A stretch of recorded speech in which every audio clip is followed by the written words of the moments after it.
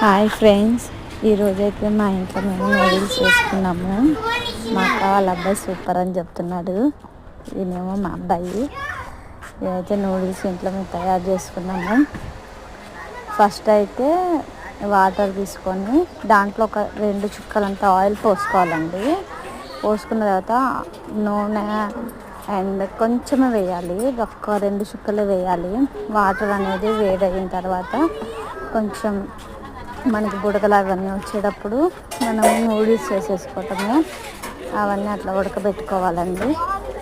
ఇప్పుడు చూపిస్తున్నట్టు కొంచెం ఉడకబెట్టుకునేటప్పుడు కొంచెం చూసుకుంటూ ఉండాలండి. మరి ఎక్కువ ముద్ద అయిపోయినా అండ్ లేక మరి పలుకైపోయినా బాగోదు. ఇట్లా మన చేతితో ఇట్లా అంటే మ్యాష్ అయ్యేటట్టు ఉండాలి. ఆ తర్వాత దాంట్లోని వాటర్ మొత్తం వడబోసేసుకోవాలి. ఇంకా నూనె పెట్టుకొని కరివేపాకు, జీలకర్ర, పచ్చిమిరపకాయలు అండ్ ఉల్లిపాయలు, ఇంకా మన క్యారెట్, క్యాబేజీ, క్యాప్సికమ్ ఇవన్నీ వేసుకోవచ్చు.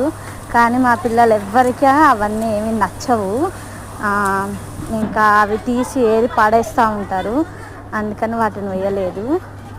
ఇదిగోండి ఇందాక తీసుకున్నవి మేము వాటరు వడబోసేసి అట్లా ఉంచేసాము. అయితే ఆ చివరి అన్నీ ముద్దగా అయిపోయినాయని చెప్పేసి మళ్ళీ నార్మల్ వాటర్ తీసుకొని అందులోనే ఇట్లా పొడి పొడిగా మనము డైరెక్ట్ బాండీలో వేసేస్తే పాడవుతుందని మళ్ళీ పొడి పొడిగా చేసుకున్నామండి. చేసుకొని బాండీలో వేసేసాము. ఇంకా ఉప్పు, గరం మసాలా ఇవన్నీ వేసుకున్నాను. సాసులు, ఇంకా ఆ సాసులన్నీ వేసేసేసి కారం వేసేసి సాస్ వేసేసి కలిపేయటమే.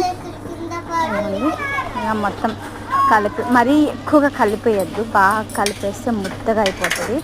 జస్ట్ అవన్నీ మిక్స్ అయ్యేటట్టు కలుపుకుంటే చాలండి. Thanks for watching.